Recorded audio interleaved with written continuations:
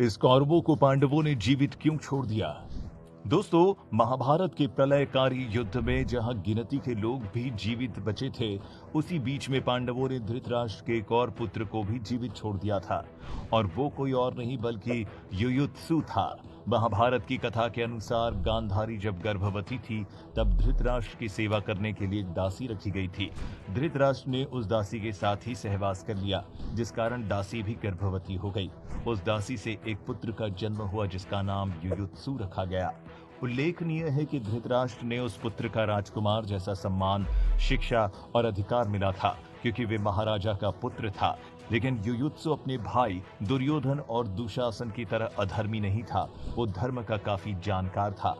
चलिए आपको बता दें, युयुत्सु से जुड़ी अहम बातें। वो एक धर्मात्मा था, इसीलिए वो दुर्योधन की अनुचित चेष्टाओं को बिल्कुल पसंद नहीं करता था और उनका विरोध भी करता था, जिसकी वजह से दुर्योधन और उसके दूसरे भाई उसको महत्व नहीं देते थे।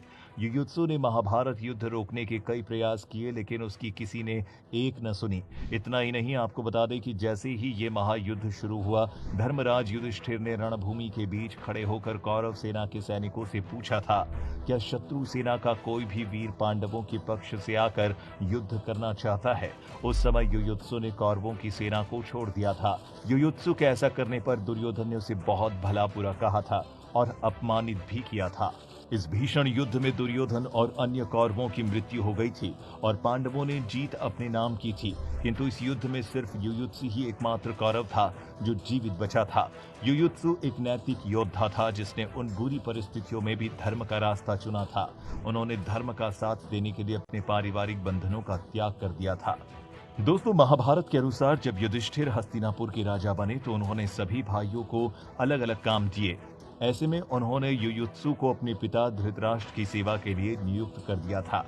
बाद में जब पांडव स्वर्ग की यात्रा पर निकले, तो उन्होंने परीक्षित को राजा बनाया और युयुत्सु को उसका संरक्षक नियुक्त कर दिया।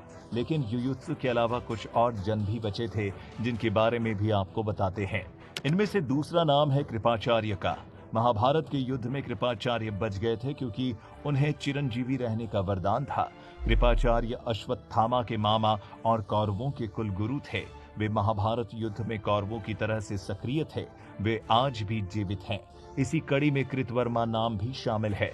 कृतवर्मा यादव थे और ये भोजराज रदि के पुत्र तथा कौरव पक्ष के अतिरथी योद्धा थे। मथुरा पर आक्रमण के समय भगवान श्री कृष्ण ने कृतवर्मा को पूर्वी द्वार की रक्षा करने की जिम्मेदारी दी थी। कृतवर्मा ने बाण के मंत्री कूपकर्ण को हराया था। शाप के कारण यादवों के युद्ध में भी मारे गए थे। सात्यकी ने कृतवर्मा का सिर धड़ से अलग कर दिया था। और अंत में नाम आता है अश्वत्थामा का। ये भी कौरवों की ओर से लड़े थे। गुरु द्रोणाचार्य के पुत्र अश्वत्थामा के मस्तक पर अमूल्य मणि विद्यमान थी, जो कि उसे दैत्य, दानव, शस्त्र, व्याधि, देवता, नाग आदि से निर्भय रखती थी। यही वजह थी कि वो अमर था। पिता को छल पूर्वक मारे जाने का जानकर अश्वत्थामा दुखी होकर क्रोधित हो गए और उन्होंने ब्रह्मास्त्र का प्रयोग कर दिया। ये देख कृष्ण ने उन्हें 3000 वर्षों तक कोढ़ी के रूप में जीवित रहने का श्राप दे दिया। दोस्तों, अगर आपके मन में इससे जुड़े कोई और भी प्रश्न आते हैं तो हमें नीचे कमेंट करके जरूर बताएं। और तो और, महाभारत युद्ध की समाप्ति के बाद युधिष्ठिर, अर्जुन, भीम, नकुल, सहदेव, श्री कृष्ण, सात्यकी आदि जीवित बचे थे। इसके अलावा धृतराष्ट्र, द्रौपदी, गांधारी, विदुर, संजय, बलराम, श्री कृष्ण की पत्नियां आदि भी जीवित थे। क्या आपको ये पता है कि युद्ध के बाद धृतराष्ट्र और गांधारी का क्या हुआ? अगर नहीं तो चलिए बताते हैं। युद्ध के बाद धृतराष्ट्र और गांधारी पांडवों के साथ रहने लगे। ऐसा करते हुए 15 साल गुजर गए। तब एक दिन भीम ने धृतराष्ट्र व गांधारी के सामने कुछ ऐसी बातें कह दी, जिसे सुनकर उनका मन दुखी हुआ और दोनों वन चले गए। वन में उनके साथ कुंती, विदुर और संजय भी चले गए और वहां रहकर तप करने लगे। विदुर और संजय सभी की सेवा में लगे रहते और तपस्या किया करते थे।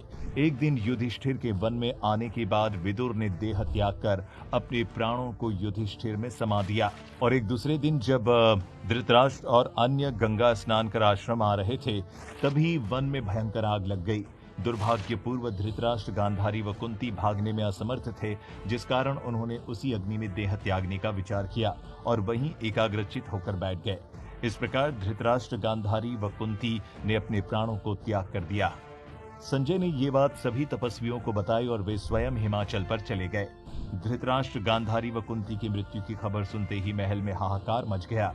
तब देवर्षि नारद ने उन्हें धैर्य बंधाया और युधिष्ठिर ने अपनी विधि पूर्वक सभी का श्राद्ध कर्म करवाया और दान दक्षिणा देकर उनकी आत्मा की शांति के लिए प्रार्थना की।